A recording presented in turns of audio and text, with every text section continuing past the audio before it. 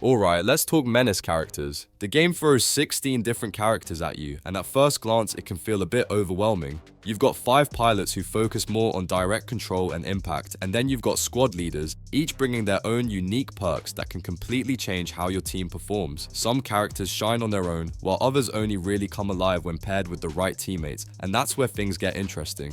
In this video, we're breaking all of that down into a clear and honest tier list. I'll walk you through which characters are actually worth building around, what their biggest strengths are, and how their perks synergize with different team setups. Whether you're trying to optimize your squad or just want to know who's secretly carrying your runs, this guide will help you make smarter choices without overthinking it. Let's get into it. I'm quickly moving on to the video, and I'm ranking characters in Menace. Before we start, if you enjoy these types of list videos, don't forget to like the video and subscribe. Enjoy watching. The characters in this tier are, in order from top left to bottom right, Marta Carter, JG Wetteroth, Sachin Singh, Gary Boganwright, and Ivory Azsum. Some characters don't kick the door down when they enter a run. Instead, they quietly sit in the corner, waiting for the moment you either bench them forever or accidentally turn them into monsters, and that's exactly the vibe of this tier. Let's start with Marta Carter, who absolutely looks like she wandered onto the battlefield after taking a wrong turn at a morale-boosting poster shoot.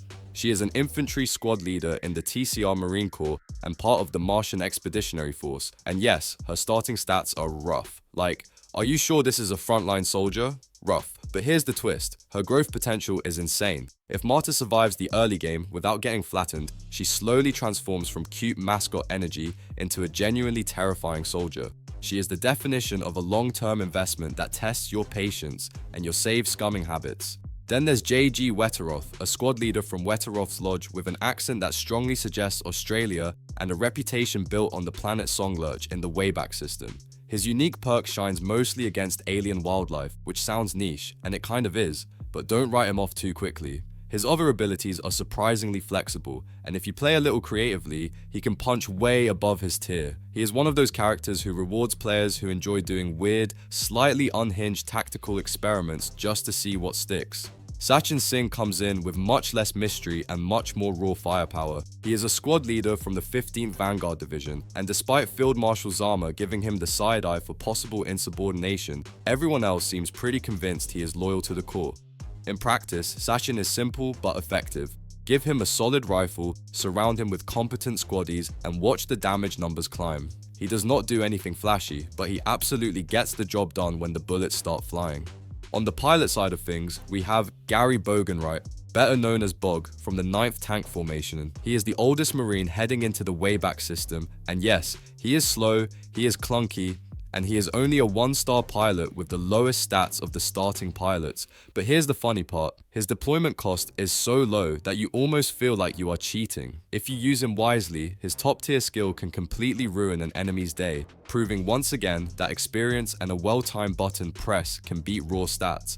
Finally, Ivory Isom, or Ivy, rounds out the C tier with a surprisingly big heart. She is a 1-star pilot from planetary Jingwei, genuinely focused on protecting the people of the Wayback rather than chasing glory. While she does not look impressive on paper, her growth potential is respectable, and once you strap some heavy weaponry onto her, she can hit far harder than anyone expects. Ivy is one of those characters who quietly earns your respect mid-campaign, right around the moment she saves a run you thought was already doomed. The characters in this tier are, in order from top left to bottom right, Jacques-Yves Vamplot, Fedor Yazov, Renu Rewa, and Cobrio X Conde. At this point in the run, the game starts whispering, "You're strong now, but are you careful?" Because B tier is where power comes with very real consequences if you get sloppy.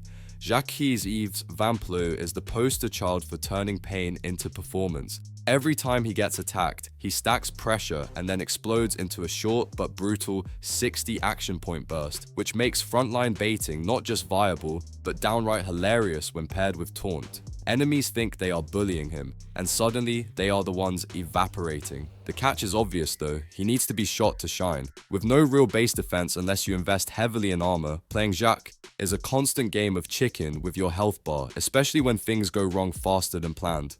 Fedor Yazov lives at the opposite end of the spectrum, close, personal, and unapologetically violent. He thrives in close quarters combat, deleting routing enemies and fragile targets with ruthless efficiency, especially when you line up solid grouping focus fire. When things are under control, Fedor feels unstoppable, but that 2% base defense is doing him absolutely no favors. One bad alpha strike and he can drop before you even get momentum going, meaning his aggressive playstyle demands non-stop pressure and zero hesitation. Then we have Renu Riwa, who does not believe in half measures, only forward motion and collateral damage. As an aggressive vehicle-focused commander, Renu snowballs hard once the kills start rolling, turning fights into full-on high-mode rampages and wiping flanks clean.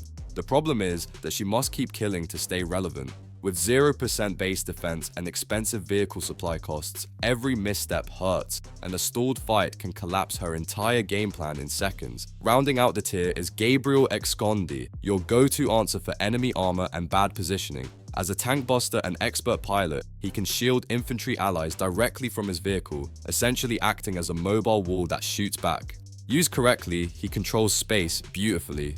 Step out of the vehicle though and the illusion shatters fast, his on-foot damage is low and he relies heavily on teammates and smart positioning. Gabriel is powerful, but only when the squad plays around him instead of expecting him to carry solo. The characters in this tier are, in order from top left to bottom right, Cody Griefinger, Edwin Pike, Achilles Kainu, and Teko Bayo Fosa. This is the tier where characters stop feeling pretty good and start feeling like they are actively bending the rules of Menace. A tier is where smart setups turn into controlled chaos. Cody Griefinger is an absolute menace when you build around action point feeders like Edwin Pike, especially for sustained flanking plays with submachine gun and light machine gun setups. His base stats are strong enough that he feels reliable right out of the gate, but the real magic happens up close. When Cody stays near enemies, his defense can climb up to 20%, reducing incoming damage by 5% per tile, which makes him surprisingly tanky in close quarters combat. The downside is range. Once the distance opens up, his defenses fall apart fast, so he lives and dies by aggressive positioning and constant forward pressure. Edwin Pike is the kind of character who never tops the damage charts and still somehow wins you fights.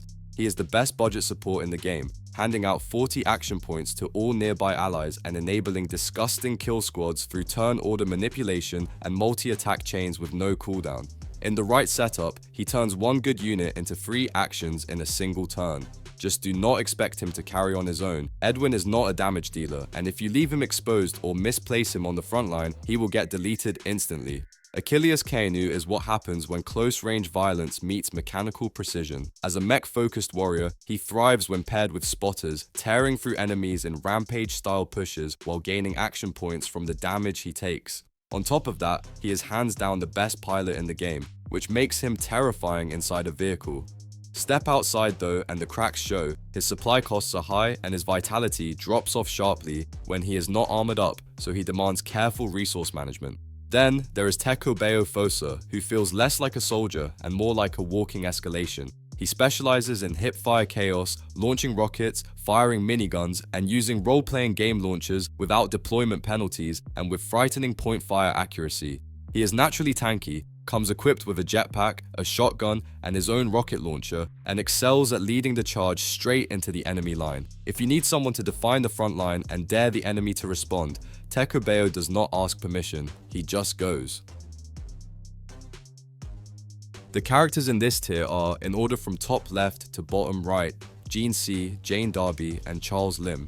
If the game ever feels unfair in your favor, chances are one of these characters is on the field. S tier is where Menace quietly hands you the keys and hopes you do not abuse them too hard. Jean Sai is pure efficiency turned into a character. She equips top tier armor for cheap, cuts supply costs for her entire squad and equipment by 10%, and scales endlessly thanks to low cost promotions and perks. This means she gets stronger faster and costs you less while doing it, which is already ridiculous. Stack perks like Scavenger to refill ammo on kills, solid grouping to turn submachine guns into shredders, and zigzag so she stays defensive while constantly pushing forward. Jean does not just fit into any squad, she makes the whole squad better by existing. Jane Darby is the kind of recon unit that changes how you approach a map. With increased view range and detection, plus concealment perks that shut down ambushes entirely, she can be built into an invisible spotter or a precision sniper without ever losing relevance. The real S tier flex though is her disruption. Her attacks can disable enemy special weapons like chain guns and rocket launchers for a full turn. Early on, that single effect can completely neuter vehicles and heavy units before they ever become a problem. Finally, Charles Lim is speed, aggression, and scaling rolled into one dangerously efficient package. He thrives as a mobile flanker with submachine gun and rocket setups, backed by solid toughness and vitality that keep his damage consistent even under pressure.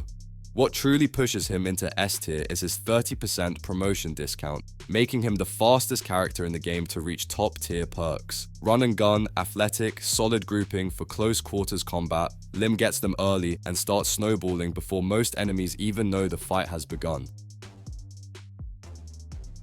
The video ends here. See you in another video. Don't forget to subscribe.